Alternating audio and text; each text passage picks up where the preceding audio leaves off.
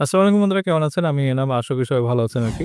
তো দেখেন, ডক্টর ইউনূস মানে শ্রদ্ধেয় মানুষ। উনি বয়স্ক একজন বাংলাদেশের যে কয়জন গ্রহণযোগ্য ব্যক্তিত্ব আছে তাদের মাঝখানে অন্যতম আরকি। তো দেখেন, যারা ছাত্ররা তাকে নিয়োগকর্তা বলা হয় আরকি, ছাত্ররা নাহিদ ইসলাম বা ওই যে এনসিপি যারা আছে আরকি, তাদের আমি কিন্তু আমার ভিডিওতে বা আমি সোশ্যাল মিডিয়াতেও আমি বলেছিলাম যে ঠিক জুলাই আগস্টের যে আন্দোলনের মানে শেখ হাসিনা পালিয়ে গেল বা ওই মুহূর্তে একটা ক্রাইসিস। আমি বলেছিলাম যে ডক্টর ইউনূস বাংলাদেশে প্রধান উপদেষ্টা হতে পারে। আমি রাজি না থাকলে আ আ আসিফ নজরুল সাহেব মানে অধ্যাপক আমাদের ডক্টর আসিফ নজরুল সাহেব, উনার ব্যাপারে কিন্তু আমি বলেছিলাম এবং তার পরপরই দেখলাম যে না, ছাত্ররাও সেই কথাগুলি বলছে আরকি।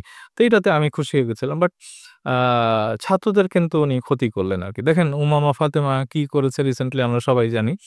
যে হলে যেন ছাত্র রাজনীতি না হয়। মানে কতটা শঙ্কিত উনি। নাম তালিকা দিয়ে বলছে আরকি, হ্যাঁ? যে এরা থাকতে পারবে না। ছাত্রদল থাকতে পারবে না, শিবির থাকতে পারবে না। কি জানি বলছে আরকি।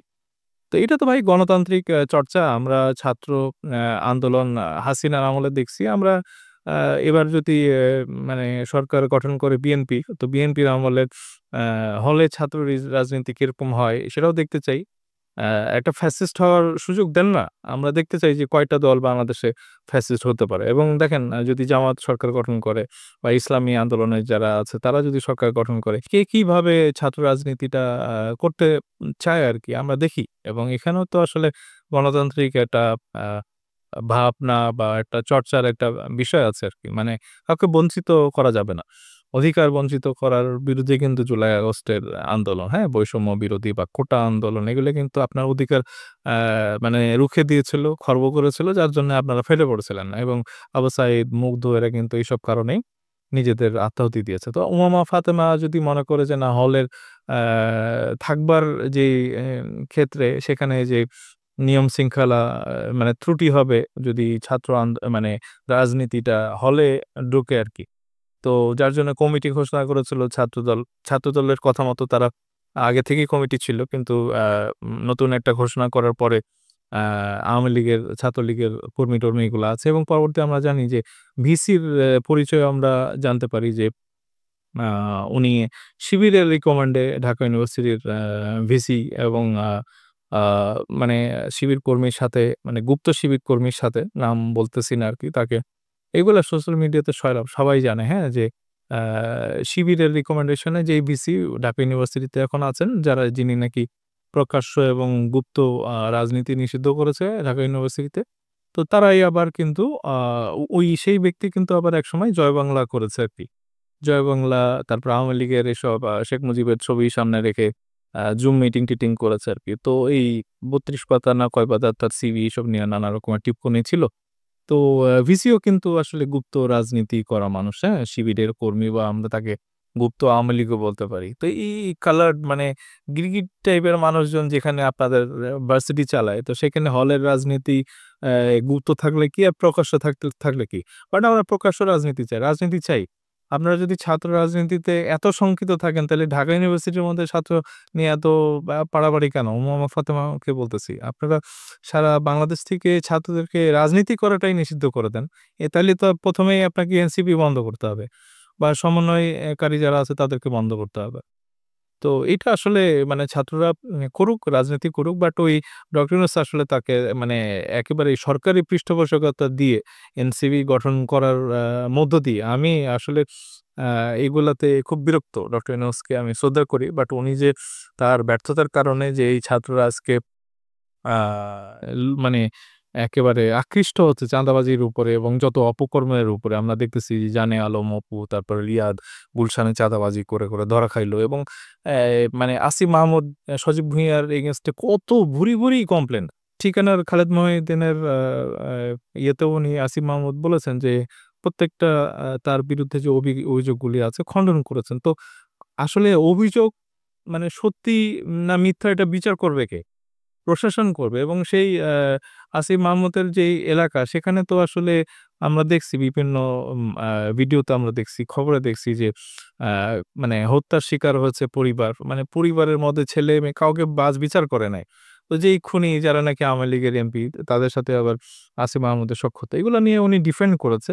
বাট আইন শৃঙ্খলার আসলে মানে মানুষজনের একটা পক্ষ নেওয়ার একটা ব্যাপার। তো এগুলা থেকে আসিফ মাহমুদ কিন্তু রেহাই পায়নি এবং জানে আলম অপু সেও কিন্তু গতকালকে ভিডিওতে বলেছে, আমি আমার আগের ভিডিওতে বলেছি যে অ্যা এই আসিফ মাহমুদের সাথে ওই গুলশানে চাঁদাবাজি করার আগে কিন্তু তার কথাবার্তা হয়েছে আরকি। তো এই ছেলেবেলেদেরকে ভাই এরা তো ন্যাশনাল হিরো ছিল জুলাই আগস্টের। মানে এরা সারা জীবন আমাদের একটা স্বপ্নের নায়ক হয়ে থাকতে পারত।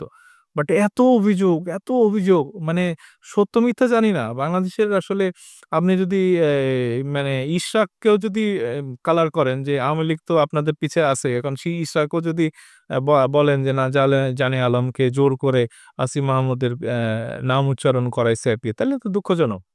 সত্য মিথ্যা আমি জানি না। কোনটারই আমরা সত্য মিথ্যা আমরা জানি না। বাট আমাদের কাছে মনে হয় যে প্রশাসন আ মানে এই ছাত্রদেরকে সাপোর্ট দিয়ে যাচ্ছে। যেভাবে ডক্টর ইউনূস সাপোর্ট দিয়ে আসছেন আরকি। প্রত্যেকটা অভিযোগ আমরা আসছে। বাট তাদেরকে আমরা নিশ্চুপ থাকতে দেখছি। তাদেরকে আমরা বলতে শুনছি যে না এটা না এটা, এটা না এটা। মানে ওই গ্লাস আ দিয়ে যেই মানে ৳১০,০০,০০০ র জায়গাতে ৳৭,০০,০০০ না ৳৮,০০,০০০ দেওয়া হইছে। সেই মহিলা ৳৪৮,০০,০০০ এনসিপিকে দিয়েছে। টাকার পর টাকা মানে ১০,০০,০০০ চাঁদাবাজি, অমুক চাঁদাবাজি। আপনি এই চাঁদাবাজির উপরে বিএনপি নাকি অনেক বড়। ভাই আপনাদের দলটা কত জনের দল? হ্যাঁ? আপনাকে তো দেখতে হবে। একটা বিএনপি হচ্ছে যে লক্ষ, লক্ষ তাদের কর্মী আছে। এক ছাত্র দলের এখানে শাহবাগে মিটিং করছে তো আপনারা আপনাদের ওই শহীদ মিনারে অ্যা মানে মানুষ হয় নাই। এবং আমরা দেখছি যে শহীদ মিনারে যে ৫ই আগস্টে আপনারা যে আ স্মরণ সভা করলেন সেখানে আপনারা টোকাইদেরকে নিয়ে আসছেন বিভিন্ন জায়গা থেকে গাড়ি-টাড়িতে উঠায় নিয়ে এবং তারা জানেই না যে কোন মিটিং এ আসছে আরকি। তো এগুলো তো আপনাদের ব্যর্থতা, হ্যাঁ? আমরা এই জুলাই আগস্ট আসলে এরকম বীরদেরকে এরকম দেখতে চাইনি।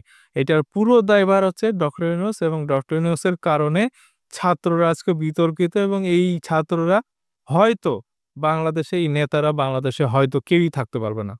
আপনারা শুধু আওয়ামী লীগের কথা বলতেছেন যে আপনারা এই আওয়ামী লীগের আক্রমণ থেকে বাঁচার জন্য এই ডিবি, তারপরে পুলিশ, তারপরে আর্মি এরা যখন এই পথসভা করে তাদের এরকম সরকারি খরচে তাদেরকে প্রোটেকশন দেওয়া হয় এবং স্বরাষ্ট্র উপদেষ্টা বলেছেন যে, "না, এটা তো তারা ছোট মানুষ, ছোট গ্রুপ তাদেরকে তো নিরাপত্তা দিতে হবে।" তো এরা যখন ডক্টর ইউনূসের সরকার যখন থাকবে না, তো বিএনপি তো নিশ্চয়ই এই দায়িত্ব নিবে না বা জামায়াতও হয়তো নিতে চাইবে না। আমি জানি না জামায়াতের সাথে অনেকে বলে যে জামাতের বি টিম এনসিপি। তো মানে আমি জানি না। এগুলো তো আসলে কোনটা সত্য মিথ্যা ব্যাপারগুলি আমরা জানি না। বাট ছাত্রদেরকে রাজনীতি করতে আমাদের কোনো আপত্তি ছিল না। বাট এরা যে অভিযোগে অভিযুক্ত আরকি। মানে শত, শত অভিযোগ। হ্যাঁ? ছাত্ররা যারা নাকি একসময় জুলাই আগস্টে নিজেদের জীবন বাজি রেখে রাস্তায় নেমেছিল আরকি। তো তাদের মাঝখানে অনেকেই কিন্তু অপকর্মে জড়িত হয়ে গেছে এবং এই ফাতেমাই কিন্তু সব পদবি ছেড়ে এনসিপিতে জয়েন করে নাই। এটা বৈষম্যহীন ছাত্রের মধ্যে জড়িত ছিল। সেখানেও সে টিকতে পারে না এবং তার কান্নামাখা লাইভ-টাইভ আমরা দেখছি। তো এই সমস্ত কিছু দিয়ে যেই বিতর্ক করলেন আরকি, এই ছাত্রদেরকে নষ্ট করলেন, এটার জন্য পুরোপুরি দায়ভার হচ্ছে ডক্টর ইউনূসের এবং এই ডক্টর ইউনূস এইটা থেকে আজীবন উনি এই অভিযোগ থেকে কিন্তু উনি মুক্ত হবেন না। এখনো সময় আছে ৬ মাস, ৭ মাস, ৮ মাস। আ ছাত্রদেরকে যদি রাজনীতি করতে হয়, আ পজিটিভ রাজনীতি করতে হবে। মার দাঙ্গা বা আওয়ামী লীগের মতো এরে মারো, ধরো, কারো হ্যাঁ, এ খারাপ, ও খারাপ এগুলি না। মিলে ঝুলে কাজ করো। যদি বিএনপি জামাতের সবাইকে নিয়ে যদি জোট করে নিজেরা থাকতে পারো, মানুষ ভালোবাসবে। বাট আ যারা নাকি গণতন্ত্রের পক্ষে, যারা নাকি নির্যাতন মানে ভোগ করেছে ১৬ বছর বা আরো অনেক লম্বা সময় থেকে, তাদের বিরুদ্ধে কথা বলে জাতীয় ক্ষমতায় যাওয়ার কোনো সুযোগ নাই এবং বিশেষ করে এই চাঁদাবাজি অপকর্ম করে তো আরই সুযোগ নেই। ডক্টর ইউনূস আপনার এখনো সুযোগ আছে ৬ মাস ৭ মাস যেই ফেব্রুয়ারির আগ পর্যন্ত আপনি আপনার নিরপেক্ষতা প্রমাণ করেন এবং এই ছাত্রদেরকে বাঁচান। তো বন্ধুরা এখনকার মতো এটুকুই। খুব তাড়াতাড়ি ফিরতেছি। ধন্যবাদ সবাইকে। আসসালামু আলাইকুম।